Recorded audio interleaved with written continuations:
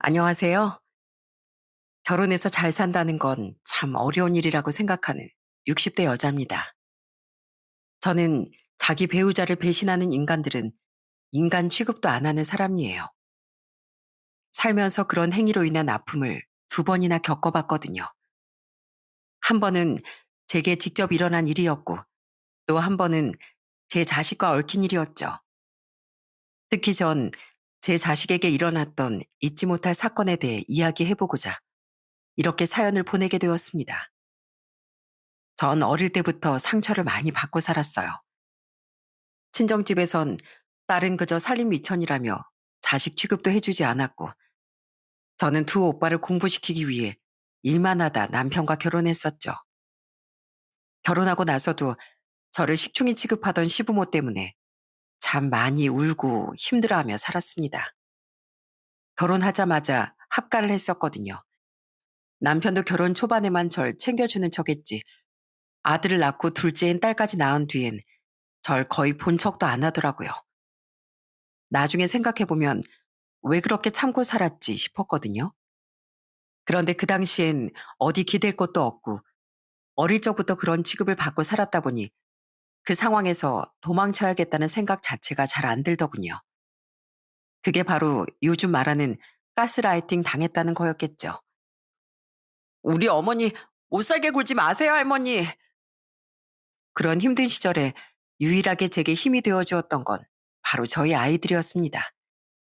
특히 아들은 어린 것이 벌써부터 엄마를 지켜주겠다며 시부모에게 큰 소리를 뻥뻥 쳐주기도 하더라고요.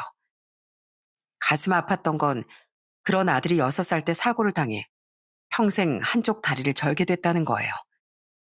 그때 전 애미 자격도 없는 여자라며 시부모와 남편에게 손찌검까지 당했었죠.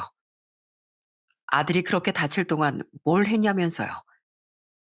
하지만 그땐 제 자식이 평생 장애를 안게 됐다는 고통에 그들의 그따위 건 아프게 느껴지지도 않았어요.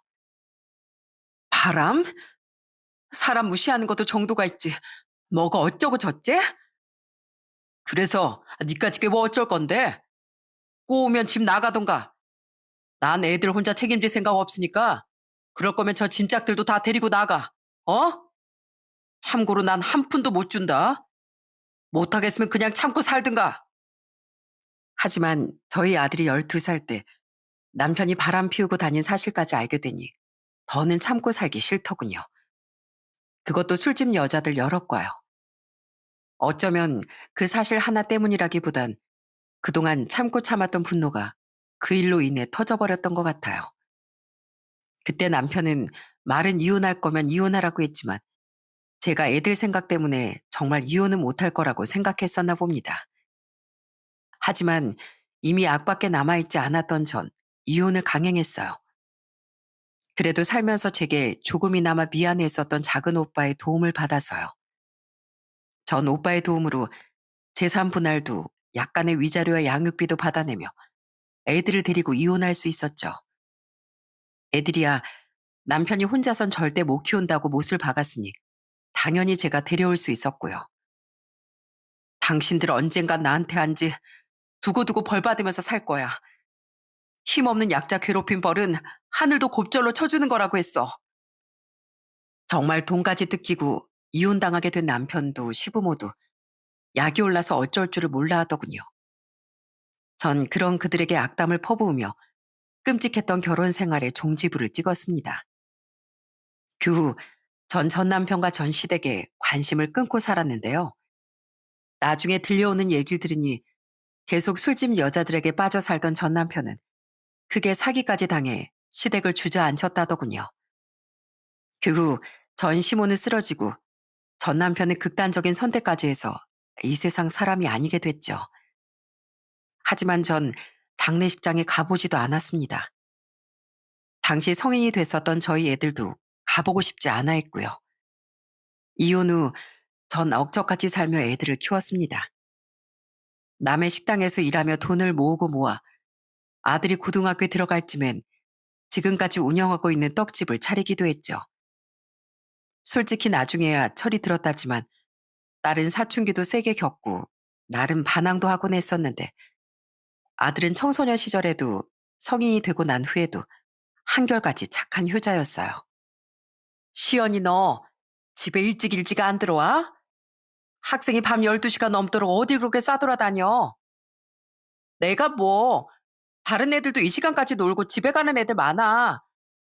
그리고 아예 가출해서 부모 속 뒤집어 놓고 사는 날라리들도 있는데 나 정도면 양호한 거지.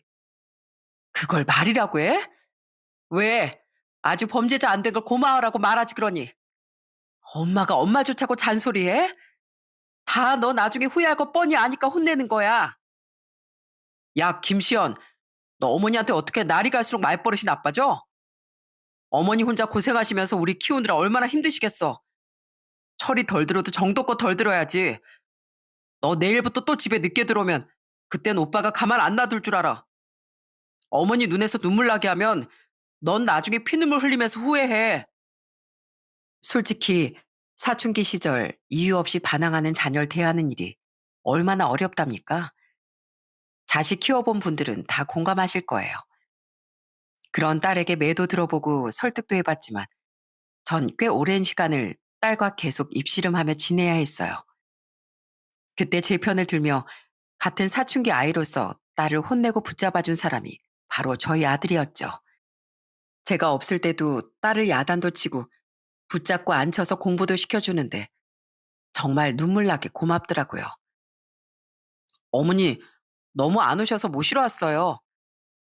아휴, 우리 아들 왔어? 그냥 집에서 공부하지 뭐하러 왔어? 오늘 떡이 너무 안 팔려서 못 가고 있었어. 그래요?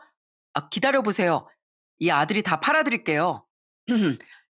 자자, 떡 사세요. 떡 사. 오늘 간 만든 떡 마감더리로 가져가세요. 오늘 기회 놓치시면 후회하실 겁니다. 자자, 마감더리 세일. 또 아들은 제가 식당 일을 다닐 때도 떡집을 차린 뒤에도 절 종종 데리러 와줬습니다. 제가 떡집을 시작한 뒤엔 그 시장에서 박수를 짝짝 쳐가며 열심히 떡을 팔아주기도 했어요. 평소 수줍음도 많던 애가 엄마를 위한 마음 하나로요. 또 남자애가 손은 얼마나 야무진지 그냥 두라는데도 빨래도 청소도 척척 해내는데 그런 아들이 아니었으면 저는 더욱 힘겨운 시간을 보내야 했을 거예요. 전 아들 덕분에 그 고된 시간 속에서도 많이 웃으며 살 수 있었죠. 물론 나중에 철이 든 저희 딸도 성인이 된 후엔 제게 참 잘하며 살았답니다. 아이들은 무사히 대학을 졸업하고 직장인이 됐어요. 두 아이는 3년 터울을 두고 차례대로 결혼을 했는데 아직까지 딸과 사이는 아들 하나 딸 하나를 낳고 다정하게 잘 살고 있습니다. 그러니까 제 사연의 주인공은 바로 딸보다 먼저 결혼했었던 아들과 며느리예요. 어머니, 저 결혼하고 싶은 여자가 생겼어요. 착하고 자기 부모님께도 효녀인 좋은 사람이에요. 곧 인사시켜드리고 싶은데 보시면 꼭 잘 대해주셨으면 좋겠어요. 충청도의 한 도시가 고향이던 며느린 솔직히 아들보다 직장도 별로 좋지 않고 집도 굉장히 가난했었습니다. 힘들게 대학을 졸업한 후 며느린 서울에 취업을 했고 며느리의 동생인 사돈 처녀는 제주도로 가서 직장 생활을 시작했다고 해요. 고향에서 너무 멀리 살던 사돈 처녀에 비해 며느린 자기 부모님을 잘 챙기던 효녀였는데 아들은 며느리의 착하고 부모님을 공경하는 그 마음이 예뻐 보였다고 하더라고요. 게다가 결혼 후 지켜보니 며느린 저희 아들의 불편한 다리까지 모두 사랑해주던 고마운 아이였습니다. 저희 집사람이요. 꼭 며칠에 한 번씩은 제 불편한 다리를 더운 수건으로 찜질해줘요. 그렇게 해야 다리가 조금이나마 더 부드러워질 거라고요. 한 번은 그런 제 다리가 창피하지 않냐고 물어봤었는데요. 창피하긴커녕 만약 제 다리에 대해 왈가왈부하는 인간이 있다면 지구 끝까지 쫓아가서 몽둥이 찜질을 시켜줄 거라고 하더라고요. 만약 자긴 제가 아예 그쪽 다리를 못 쓰게 된다고 해도 평생 제 다리가 되어주고 살 거래요. 너무 고마운 사람이에요. 이런 며느린 결혼 후 저와 아들에게 참 잘하며 살았어요.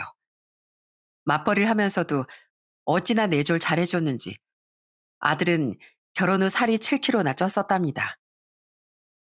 우리 아들, 우리 며느리가 되게 잘해주나 보네. 그래도 너 건강 관리는 잘해야 한다. 살찌고 건강도 잃으면 다 마누라 고생시키는 거야. 안 그래도 운동 열심히 하고 있어요. 어머니, 저 너무 행복해요. 일이 아무리 힘들어도 집에 가서 집사람이랑 우리 두 아들 얼굴 보면 이게 행복이구나 싶다니까요. 이 7kg는 다 살이 아니라 행복 무게예요. 아이들이 어떻게 사는지 꼬치꼬치 캐물을 수는 없으니 며느리가 아들에게 얼마나 어떻게 잘해줬는지 자세히는 모릅니다. 하지만 늘 아들의 불편한 쪽 다리를 잘 살펴주는 세심한 모습, 날이 갈수록 행복으로 가득 찼던 아들과 손주들의 얼굴만 봐도 며느리가 얼마나 좋은 아내이자 엄마가 되어 주었는지 잘 알 수 있었어요. 또 며느린 괜찮다는데도 꾸역꾸역 저희 가게에 와서 일손을 돕기도 하고 아들과 손주들과 어딜 놀러 가서도 꼭 제 생각을 해주곤 했죠. 어머님, 저희 서울 근교로 잠깐 나들이 왔는데요. 봄꽃이 너무 예쁘게 피었어요. 어머님이 오늘 결혼식만 안 간다고 하셨어도 같이 오는 건데 저희끼리 와서 죄송해요. 다음에 꼭 같이 와요. 나야 같은 서울에 사니 자주 보는데 다음번엔 사돈 어른들 모시고 가라. 그래도 내 생각해줘서 고맙다 우리 며느리. 이런 며느리를 어떻게 제가 처음부터 예뻐하지 않을 수 있었겠어요? 전 이런 며느리를 거의 업고 다닐 듯 예뻐하고 잘해줬습니다. 아가, 거기 저렴한 것만 보지 말고 이쪽도 와서 좀 봐봐. 여기 이 노란색 가방 너무 예쁘지 않니? 네 화사한 얼굴이랑 딱 잘 어울린다. 어머님, 이쪽 가방들도 다 비싼 거예요. 아, 근데 저 정말 괜찮은데. 그냥 어머님 가방만 사서 가요. 네? 이제 쭈글쭈글해질 일만 남은 내가 명품 가방 들어서 뭐하니? 젊고 예쁜 네가 들어야 더 멋스럽지. 평생 힘든 친정집 챙기느라 너 하고 싶고 사고 싶은 거 별로 하지도 못하고 살았다며. 이제 넌 내 딸이나 마찬가지인데 고생하면서 산 딸한테 내가 좋은 거 좀 해주고 싶어서 그런다. 얼른 이쪽으로 와봐. 전 가난한 집에서 태어나 뭐든 제대로 누려보지도 못하고 산 며느리가 가여웠습니다. 물론 저희 애들도 제가 막 넉넉히 키우지 못했지만 사돈댁은 저희 집과는 비교도 되지 않게 형편이 어려웠다더라고요. 저는 그런 며느리를 위해 명품 옷과 가방 한두 개쯤은 선물해주고 싶었어요. 하지만 그냥 준다고 하면 부담스러워했을 게 뻔하니 저는 며느리가 두 아들을 낳았을 때마다 명품 가방을 하나씩, 나중에 며느리의 생일엔 명품 구두와 옷을 한 벌씩 선물해주곤 했었어요. 또 박가사돈께선 꾸준히 몸이 좋지 않았었는데 그로 인해 며느리가 걱정이 참 많았었어요. 저는 그런 며느리를 위해 한 번은 조심스레 500만 원을 쥐어주기도 했었죠. 우리 용빈이한텐 굳이 말 안 해도 되니까 이걸로 사돈어른 병원비 쭉 보태드려라. 아, 아니에요, 어머님. 저도 돈 있어요. 알어. 아는데 원래 부부끼리 자기 부모 챙기는데 돈이 많이 들어가면 괜히 미안한 법이잖아.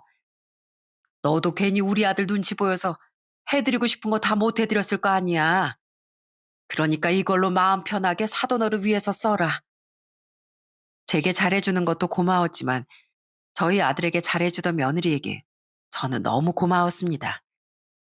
물론 사위에게도 고마워서 굉장히 잘해주긴 했었지만은요.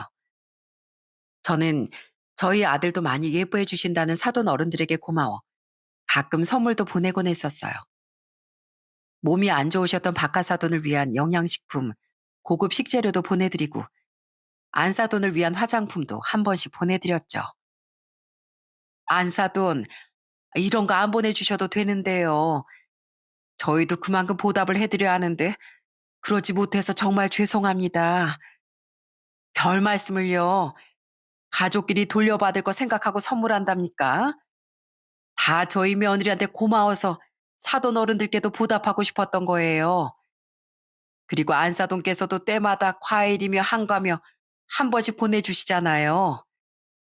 안사돈께서 보내주시는 거에 비하면 너무 약소해서 문제지요. 정말 감사합니다, 안사돈. 원래 선물은 값어치보단 마음 아니겠습니까? 사돈들께선 제가 드리는 만큼 못 돌려주는 걸 미안해 하셨지만 저는 전혀 개의치 않았어요. 두 분이 보내주시는 작은 선물에서도 두 분의 마음이 넘치게 전해졌으니까요. 또 전 사돈 처녀 결혼식 땐 친척이 많이 없던 사돈 어른들을 위해 저희 딸과 사위 그리고 손주들까지 전부 데려가 축하를 해줬습니다. 물론 축의금도 넉넉히 했었고요. 사돈 처녀 신혼집에 좋은 선물이라도 하나 해주라며 사돈 어른들께뿐 아니라 며느리에게도 따로 말이죠. 사돈, 제가 저희 둘째 일로 너무 감사해서 그러는데요. 저희 집으로 초대해서 저녁 식사라도 대접해드리고 싶은데 시간 좀 내주실 수 있을까요? 그 일로 사돈 어른들은 너무 고마웠다며 절 사돈 댁으로 초대해 멋진 저녁 식사까지 차려주시더군요. 며칠을 푹 고아내셨다는 곰탕과 잡채, 직접 손으로 빚은 만두에 한우구이까지 진수성찬을 차려주셨는데 두 분이 제게 저녁을 대접하려 무리하셨다는 게 너무 잘 느껴지더라고요. 그런데도 두 분은 오히려 제게 더 좋은 대접을 해주지 못한 걸 미안해 하셨어요. 집이 너무 누추하죠? 아유, 제가 잘 청소한다고 하는데 워낙 낡은 집이다 보니까 너무 민망하네요. 좁기도 하고요. 아닙니다. 저희 집도 썩 멋지지 않아요. 두 분이 못 보셔서 그렇죠. 그래도요. 제가 고기도 더 많이 사고 이것저것 더 차리려고 했는데 여기까지 초대해 놓고 음식도 변변찮은 것 같아 죄송합니다. 어머, 이 이상 더 차려주셨으면 저 내일 모레까지 집에도 못 가고 음식만 먹고 있었어야 했을 거예요. 그리고 이만하면 임금님 수라상이지. 안 사돈 겸손이 지나치시네요. 에미야, 용빈아, 얼른 다 같이 먹자. 두 분 고생해서 차려주신 음식 다 식을라. 그날 전 두 분의 정성 가득한 마음씨 덕에 세상에서 가장 감동스러운 식사를 했었답니다. 이렇듯 저는 가끔은 사돈 어른들과 교류도 하며 며느리와 좋은 추억을 많이 쌓으며 화목하게 지냈어요. 그리고 시어머니인 저도 며느리에게 이렇게 잘해줬는데 남편인 저희 아들은 오죽했겠어요? 아들은 며느리를 거의 상점 모시듯 떠받들고 살았습니다. 여보, 설거지 내가 할게, 내가. 아휴, 아니야. 음식도 아까 당신이랑 어머님이 다 했잖아. 그럼 뒷정리는 내가 해야지. 당신도 처가댁에서 나 아무것도 못하게 하잖아. 얼른 그 고무장갑 내려놔. 어디 여자가 집안일 하려고 들어? 땡! 그냥 용빈이 가게 내버려 두렴, 애미야. 난 그렇게 못 살아서서 저렇게 남편이 다 해준다고 하는 너희 부부 모습이 진심으로 보기 좋구나. 비꼬는 거 아니고 진심이야. 우리 딸도 우리 사이랑 사돈 어른들이 이만큼 잘해준다고 하니 우리도 당연히 너한테 그만큼 잘해줘야 하지 않겠니? 아들은 저희 집에 오면 며느리가 손 하나 까딱하는 것도 싫어했습니다. 그리고 며느리가 하는 말을 들어보니 아들은 자기들 집에서도 웬만한 바깥 집안일은 자기가 다 하려고 한다고 하더라고요. 며느리는 아니다. 자기가 하겠다고 난리. 아들은 당신은 앉아서 애들만 보고 있으라고 난리를 치면서 살고 있다고 말했죠. 그렇게 사랑스럽게 옥신각신하는 아이들의 모습을 상상해 볼 때면 저까지 다 마음이 따뜻해지곤 했어요.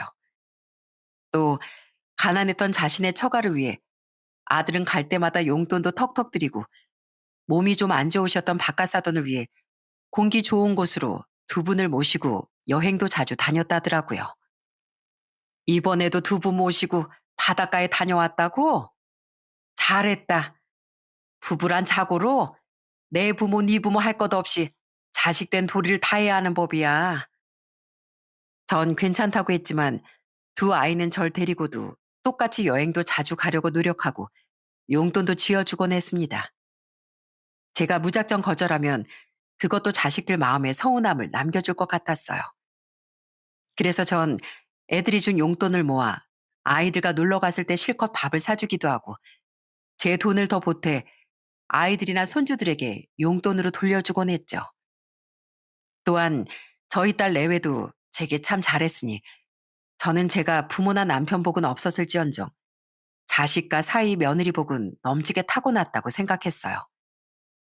그런데 저희 두 손주가 5살, 3살이던 해 저희 집은 발칵 뒤집히고 말았습니다. 이 시간에 용빈이 네가 무슨 일로 전화를 했어? 그게요, 어머니.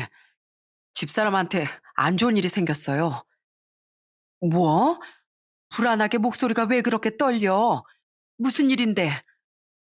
저희 집사람이 교통사고로 크게 다쳐서 병원으로 이송됐는데요. 아직 수술실에 있는데 의사가 가망이 없을 거라고 하더라고요. 어느 날 저녁 아들의 전화를 받은 전 정말 기절초풍할 뻔했어요. 아들은 떨리긴 하지만 덤덤한 목소리로 며느리의 끔찍한 비보를 전해주었거든요.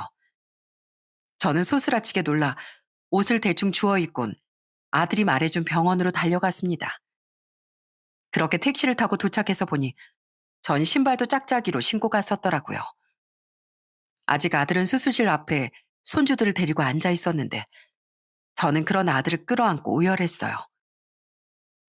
이게 무슨 일이냐? 어? 애미가 갑자기 왜? 혼자 운전해서 처가집 쪽으로 가다가 사고가 났대요. 사돈 어른들 혼자 보러 가려다가 이렇게 됐단 말이야? 아휴, 하늘도 무심하시지.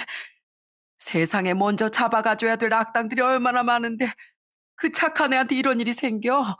어? 햄이 잘못되면 저 불쌍한 애들은 또 어쩌니? 당시 바깥사돈은 가뜩이나 안 좋았던 건강이 더 크게 악화된 상태였어요. 며느린 그런 바깥사돈을 혼자 보러 가다 큰 사고를 당한 거더라고요. 저는 눈물이 멈추지 않았건만 아들은 눈물 조차 흘리지 못하더군요.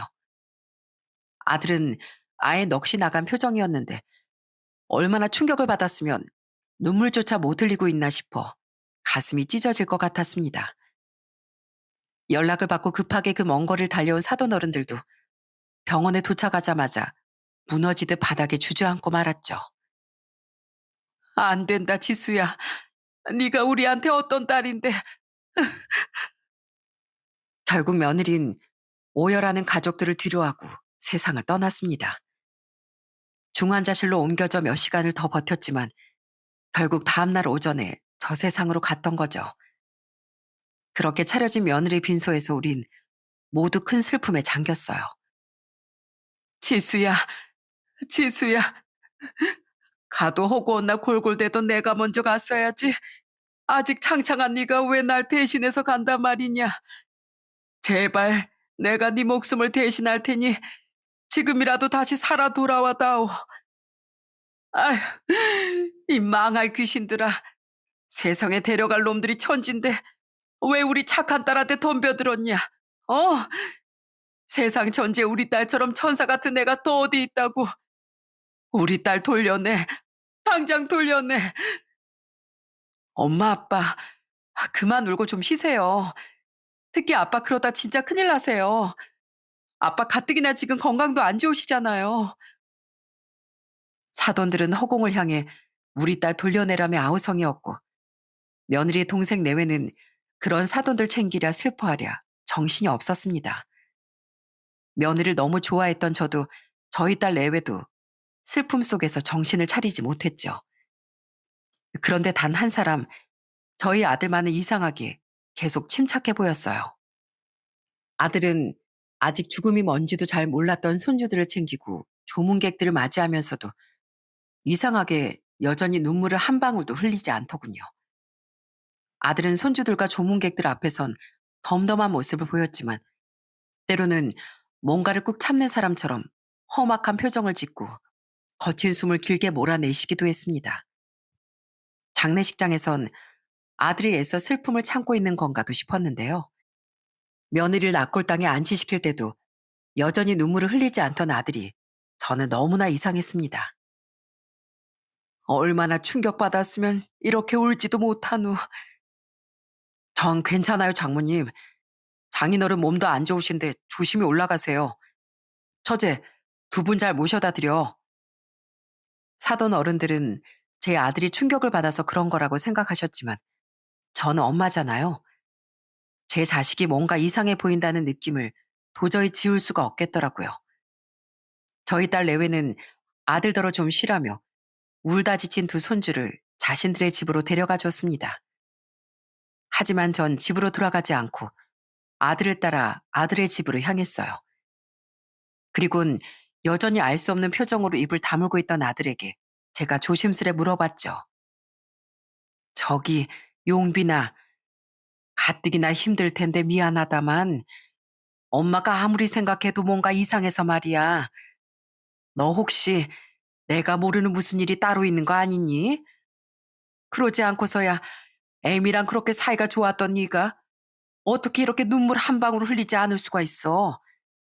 아니면 이 엄마가 그냥 너무 예민하게 생각한 거야? 그게요, 어머니. 사실은요. 아들은 제 질문에 한동안은 말이 없었습니다. 그러다 눈앞에 물을 바닥에 날 때까지 마시고 나서야 어렵게 입을 열더라고요. 그리고 아들의 말은 상상도 못한 며느리의 정체가 담겨 있었어요. 정말 앉아있던 의자 그대로 뒤로 넘어갈 뻔했죠. 저희 집사람이요. 바람을 피우고 있었어요. 너무 분하고 억울한데 제가 화낼 대상은 이미 이 세상에서 사라진 거잖아요. 그렇다고 그 상황에서 그 서름을 누구한테 털어놓았겠어요. 다들 너무 힘들어하던 그 상황이에요. 그래서 모든 감정을 혼자 사귀고 있다 보니까 눈물도 같이 사겨진 것 같더라고요. 뭐? 아니, 용빈아, 그게 지금 무슨 말이야? 너 뭔가 잘못 알고 있던 거 아니야? 그 착한 애미가 그랬을 리가 없잖아. 저도 처음엔 도저히 믿겨지지가 않았어요. 근데 정말 그 사람이 절 배신했더라고요. 며느린 당시 건강이 많이 나빠졌던 박가사돈을 보러 거의 매 주말마다 친정에 갔었다더라고요. 전 며느리가 그렇게까지 자주 친정으로 내려갔었는지 몰랐어요. 당시 이직해 워낙 주말 특근이 많은 회사에 다니고 있었던 아들은 매주 며느리를 따라갈 수 없었다고 합니다. 며느린 그런 아들에게 괜찮다고 말하며 다행히 주말엔 재택으로 근무하던 아들에게 손주들을 맡기고 혼자 충청도로 내려갔었다고 해요. 그러던 어느 날 아들은 그날도 친정에 간 며느리에게 전화를 걸었다고 합니다. 생각보다 일이 일찍 끝나 자신도 애들을 데리고 처가로 가보려고요. 그런데 몇 통을 걸어도 며느리가 전화를 받지 않아 아들은 안사돈에게 전화를 걸었다고 해요. 그런데 충격적이게도 안사돈은 며느리가 오지 않았다고 말했다더라고요. 제가 장모님께 집사람 뭐 하냐고 묻기도 전에 장모님이 우리 김서방이 웬일이냐고 너무 반갑게 물으시더라고요. 그러면서 자네도 우리 지수도 요즘 회사 일이 무지하게 바쁘다며? 우리 지수도 자기 아빠 아픈데 자주 못 가봐서 미안하다고 아까 전화 왔었네. 자네도 지수도 애들 키우랴 일하랴 바쁜데 자네 장인 괜히 신경 쓰지 말게 하고 말씀하셨어요. 뭐? 아니, 애민 거의 매 주말마다 사돈댁에 갔었다면서? 그러니까요. 근데 장모님 말에 의하면 집사람은 전화로만 매번 장인어른 안부를 묻고 직접 처가에 간 적은 거의 없었다고 하더라고요. 그때부터 엄청 의심스러웠는데 우선 그냥 알겠다고 말씀드리곤 전화를 끊었어요. 가뜩이나 장인어른 아프신 일로만도 힘들어하시는 장모님께 걱정을 더 얹어드리고 싶진 않았거든요. 아들은 그때까지 며느리에게 무슨 말 못할 사정이 있나 싶었다더군요. 그렇게 며느리를 철석같이 믿었던 애였으니 당연히 나쁜 의심은 못했던 거죠. 하긴 저만 해도 아들의 입에서 나온 말을 믿기 힘들어하지 않았습니까? 우선 전화를 끊은 아들은 며느리에게 몇 번 더 전화를 걸었는데 며느리는 받지 않았다고 해요. 그리고 몇 시간 뒤 드디어 아들에게 전화를 걸어선 친정에서 자느라 전화를 못 받았다고 말했다고 하더라고요. 그때 전 거짓말인 거 다 안다면서 장모님하고 통화했다고 말해줬어요. 그리고 여태까지도 처가엔 거의 간 적 없는 거 다 안다면서 솔직히 말하라고 하니까 우물쭈물하더니 집에 가서 얘기하자고 말하곤 전화 끊더라고요. 그렇게 한참 뒤에 집에 와선 집사람이 뭐라고 했는 줄 아세요? 뭘 했는데 처음엔 아무 말도 안 하다가 제가 엄청 추궁하니까 그제야 입을 열더라고요. 그동안 자기 고향에 갔던 건 사실이래요. 근데 자기 부모님은 열에 한 번 정도만 뵙고 오고 나머진 고향에 살고 있는 자기 첫사랑을 만나러 간 거라고 하더라고요. 첫 첫사랑? 네. 그러니까 집사람은 자기 첫사랑이랑 바람 피우고 있다고 자기 입으로 직접 실토했던 거예요. 자기 20대 시절 첫사랑이라나 뭐라나. 심지어 더 황당했던 건 그놈도 멀쩡히 가정도 있고 애도 있는 놈이었다는 거예요. 근데 우연히 재회한 후로 서로 너무 애틋한 관계가 됐다면서 우는데 정말 망치로 한 대 맞은 것 같더라고요. 너무 철석같이 믿고 살았던 며느리의 배신에 아들은 머리가 멍해졌었다고 합니다. 아들은 그날 난생 처음 소리를 지르며 며느리에게 화를 냈었다더군요. 내가 널 얼마나 보물단지 끌어안고 살듯 소중히 대해줬는데 이럴 수가 있냐. 애들 보기 부끄럽지도 않냐 하면서요. 그런데 그렇게 화를 내고 아무리 밤새 생각을 해봐도 아직 너무 어렸던 애들을 생각하니 이혼이 걱정됐다고 하더군요. 물론 제 아버지란 사람도 바람 피우길 우습게 알던 인간이었으니 집사람이 바람 피웠다는 사실 자체는 용서할 수가 없었어요. 그런데 한편으론 제가 아버지 없는 애라는 소리를 듣고 자랐던 서러운 기억도 떠오르더라고요. 저희 애들이 엄마 없는 애 소리를 듣고 자랄까봐 무서워졌던 거죠. 솔직히 아버지 없느니만 못한 인간이었지만 저희 집사람은 애들한테 얼마나 좋은 엄마였어요. 저랑 어머니한테도 원래는 되게 잘하던 사람이었고요. 그래서 결국 한 번은 용서해 줄 테니 그놈을 끊어내라고 했는데 이미 집사람은 그놈한테 완전히 정신이 팔려 있더라고요. 아들은 가정을 지키기 위해 며느리를 붙잡았다더군요. 그놈 정체를 며느리에게 캐물으려 해도 며느리가 그 이상은 입을 열지 않아 그놈을 찾아가지도 못하면서요. 몰래 그놈을 만나러 가던 며느리의 뒤를 차로 밟은 적도 있었는데 미행이라는 게 생각보다 쉽지 않아 몇 번이나 다 놓쳤다고 하더라고요. 아들은 혹시 정말 이혼하게 될 경우를 대비해 며느리와의 대화 내용이나 통화 내용을 모두 녹음해놨다고 했습니다.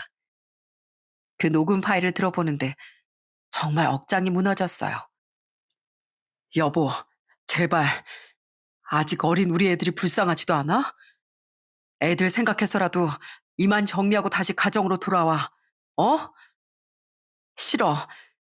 처음에 물론 나도 당신이랑 애들한테 미안했는데 당신도 알지? 나 평생 가난한 친정 챙기느라 나 하고 싶은 거 갖고 싶은 거 제대로 하지도 못하고 살았어. 솔직히 지금 만나고 있는 그 사람이랑도 우리 집안 형편 문제로 어쩔 수 없이 헤어졌던 거야. 그쪽 부모님이 날 싫어했거든. 근데 이렇게 다시 만나게 되니까 우린 운명인가 싶더라고. 여보, 나 이젠 가족보단 내 행복만 생각하고 이기적으로 살고 싶어. 그래서 많이 고민해봤는데 우리 그만 이혼하자. 애들은 당신이 데리고 살아. 그건 내가 양보할게. 당신 그동안 나랑 우리 어머니가 당신한테 어떻게 했는데 당신 집에도 얼마나 잘했는데 어떻게 이럴 수가 있어. 뭐 이기적? 당신 그 행동으로 인해서 평생 상처받을 나는 아니 난 그렇다 치고 우리 애들은 그리고 그놈도 가정이 있다면서 나랑 이혼하면 어쩌려고 그러는 거야? 내가 이혼하면 그 사람도 이혼하고 나한테 오겠다고 했어. 자기도 껍데기만 부부로 살고 있대. 그 와중에 내가 애들까지 데리고 갈 수는 없는 노릇이잖아.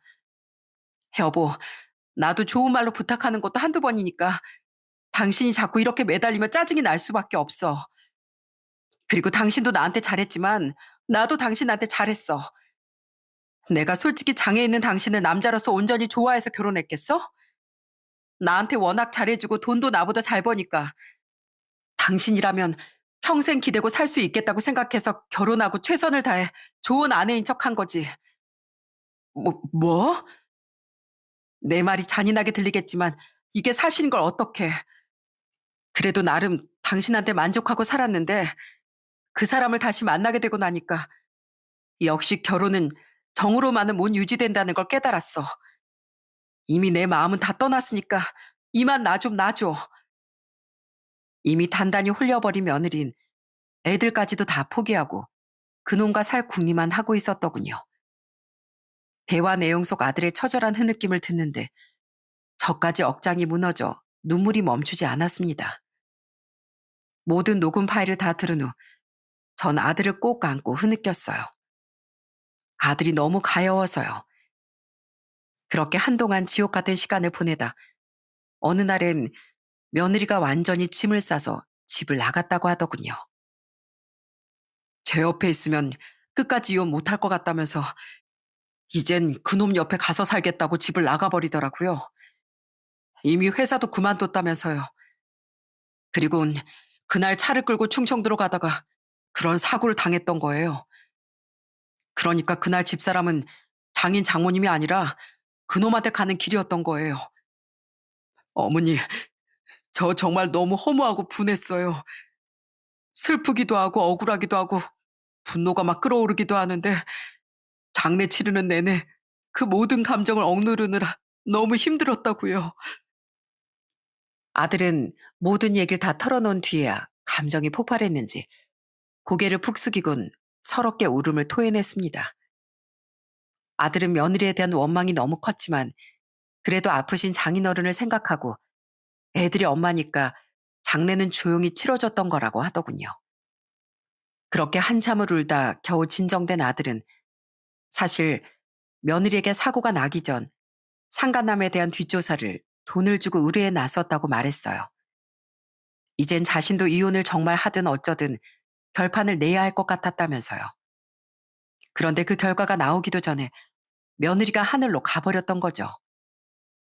그래서 누군지 알아냈어? 네, 어제 연락받았어요.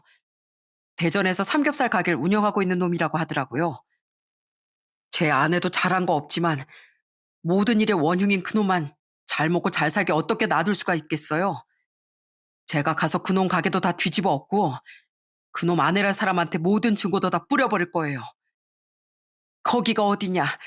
나도 좀 같이 가자. 내 손주들 엄마 없는 자식 만들고 내 아들 가슴에 대 못 박은 그놈. 나도 쫓아가서 아주 요절을 내줘야겠다.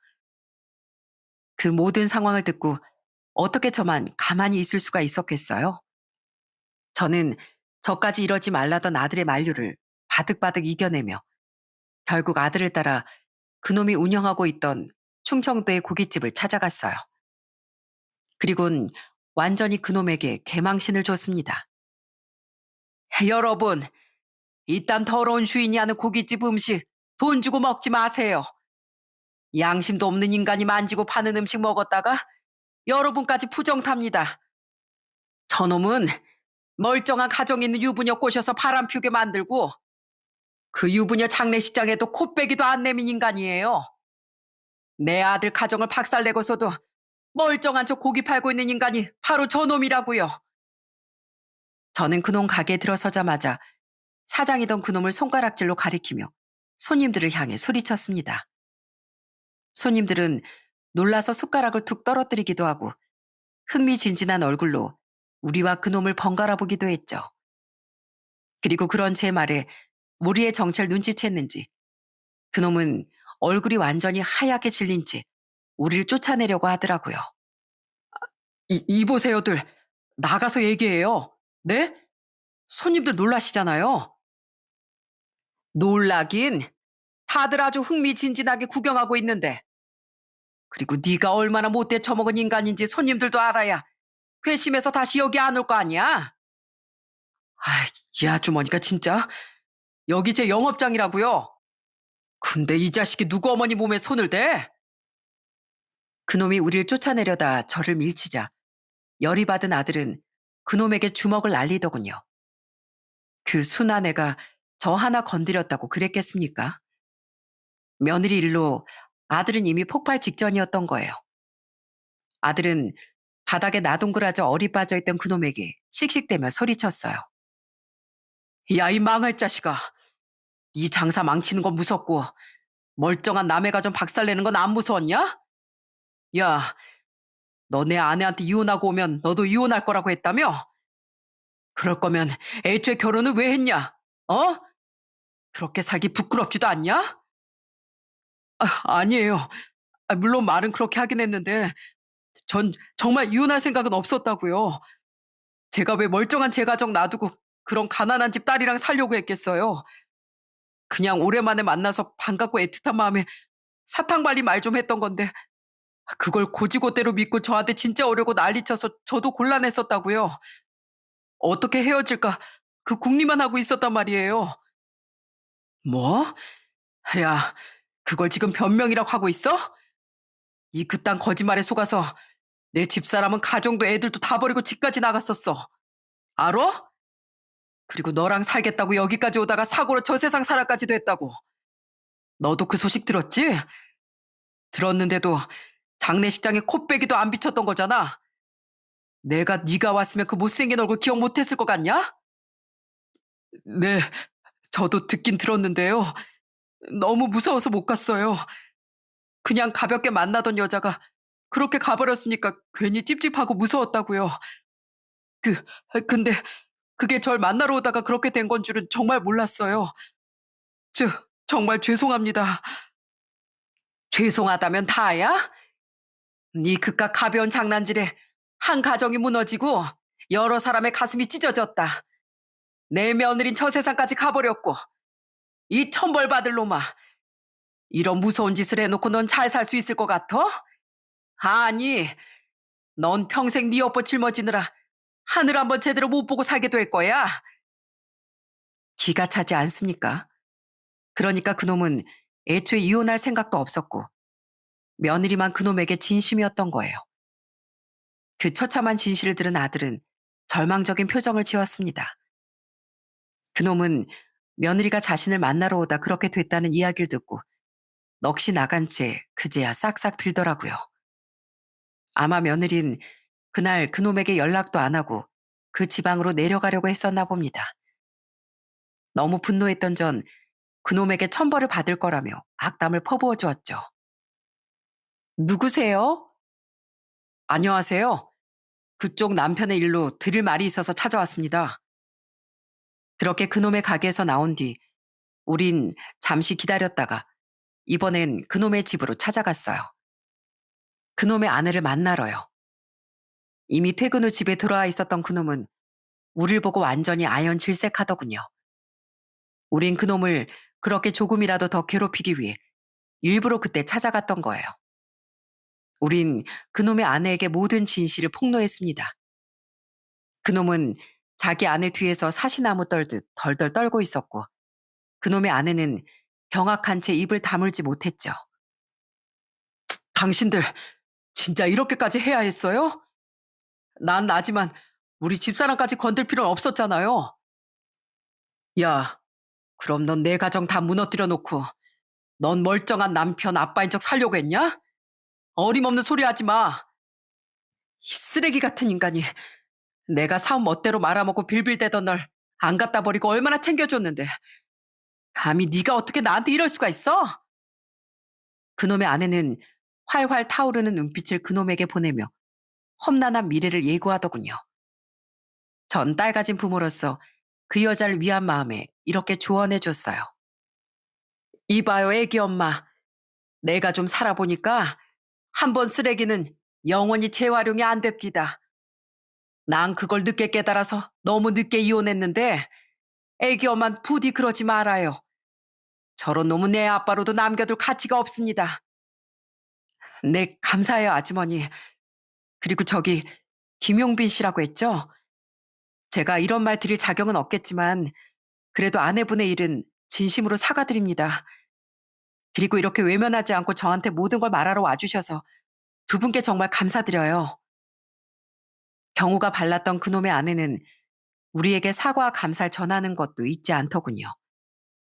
그렇게 그놈을 끝까지 응징해준 뒤에야 우린 서울로 돌아왔죠. 그리고 며칠 뒤 저희 집으로 사돈 어른들이 찾아오셨습니다. 그분들을 모시고 온 건 아들이었어요. 사돈 어른들은 저희 집에 오자마자 제게 고개 숙여 사과를 하시더라고요. 눈물을 흘리면서요. 김서방한테 모두 들었습니다. 이 착한 사람이 제 남편이 충격받아서 쓰러지기라도 할까봐 말할까 말까 계속 망설였다고 하더라고요. 그래도 앞으로 우리를 보고 살긴 힘들 것 같다면서 모든 진실을 말해줬는데 세상에 이런 죄송할 일이 어디 있답니까? 우리가 없이 살았어도 자식들만큼은 잘 키웠다고 생각했는데 어떻게 그렇게 믿었던 지수가 이런 일을. 안사돈, 여태까지 내내 김서방에게도 사과했지만 안사돈께도 이렇게 직접 사과드리고 싶어서 찾아뵙습니다. 저희가 정말 면목이 없습니다. 저희 딸이 김서방에게 저지른 잘못, 저희가 평생 마음으로 속죄하며 살겠습니다. 앞으로 우리 손주들 볼 욕심은 내지도 않고 그저 김서방과 우리 손주들이 행복하길 빌어주기만 하면서 살게요. 정말 죄송합니다. 두 분이 얼마나 좋은 분들인진 저도 아들도 잘 알고 있었잖아요. 하지만 며느리에 대한 원망도 너무 컸기에 우린 그분들의 사과를 받아줄 수도 그렇다고 매몰차게 굴 수도 없겠더라고요. 저는 연신 울며 사과하는 두 분에게 어떠한 대답도 해주지 못한 채 함께 눈물을 흘리며 야속한 인생만 탓했습니다. 그렇게 모두에게 상처만 남은 사건이 끝이 났어요. 아들은 많은 증거를 이용해 상간남에게 소송을 걸어 위자료도 받아냈고 그놈은 자기 처에게 이혼당했다고 하더라고요. 알고 보니 그 삼겹살 가게도 사업을 쫄딱 말아먹은 그놈을 위해 그놈 처가에서 차려준 거였다고 해요. 당연히 그놈은 이혼과 동시에 삼겹살 가게에서도 쫓겨난 거죠. 그 뒤에 소식이야 잘 모르겠지만 집도 절도 다 잃은 놈이 잘 살면 얼마나 잘 살고 있겠나 싶더라고요. 부디 그 어마어마한 업보를 평생 되돌려 받으며 살았으면 좋겠다는 바람뿐이네요. 지금은 며느리가 세상을 떠난 지도 2년이라는 시간이 흘렀어요. 연락하지 않고 살곤 있지만 그래도 박간사돈께서 어느 정도 건강을 찾았다는 소식은 한번 들을 수 있었습니다. 하지만 자식을 먼저 앞세운 고통과 자식에 대한 실망까지 동시에 떠안게 된 사돈들이 얼마나 힘겨운 내적 고통 속에 살고 계시겠어요? 잘못은 며느리가 있지만 그 고통은 죄도 없는 며느리 부모가 떠안고 살게 됐으니 참 안타까운 일이죠.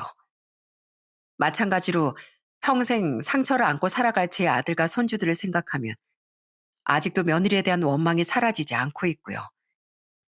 전 며느리를 보낸 후 힘든 시간을 보내게 될 아들과 손주들을 위해 아들과 합가하게 됐습니다. 정확히 말하면 아들이 손주들을 데리고 저희 집에 들어온 거죠. 제가 너무 자신과 손주들을 많이 걱정했으니까요. 다행히 아들은 아픔을 많이 회복하고 지금은 평범한 일상을 보내고 있답니다. 아니, 솔직히 그렇게 믿었던 며느리에게서 얻은 배신감과 충격, 그리고 그 허망함을 어떻게 모두 잊을 수가 있었겠습니까? 그저 아이들을 위해 덤덤해진 척하고 있는 거겠죠. 그래도 아직 그런 아들과 다행히 밝게 자라주고 있는 손주들을 위하고 챙겨줄 수 있는 체력이 제게 남아있어 참 다행이라고 생각합니다. 부디 제가 하루라도 더 건강하게 살아서 아들과 손주들을 옆에서 오래오래 보듬고 살 수 있었으면 좋겠네요. 저는 이 사연을 보내며 한 사람이 저지른 죄의 여파가 얼마나 깊고 무서운지에 대해 말하고 싶었습니다. 한 사람의 죄는 때론 자기 자신이 죄값을 치르더라도 그 그림자는 사라지지 않고 주변의 사람들을 계속 괴롭히는 것 같아요. 한 사람의 이기심으로 인해 몇 사람의 인생이 다치고 고통스러워지는 거죠. 그러니 그 업보를 두려워해서라도 부디 많은 사람이 세상을 꼭 도덕적인 가치관을 지켜가면서 살아갔으면 좋겠습니다. 저는 그럼 여기서 이만 사연을 마치고 인사드릴게요. 제 사연 들어주셔서 감사드립니다.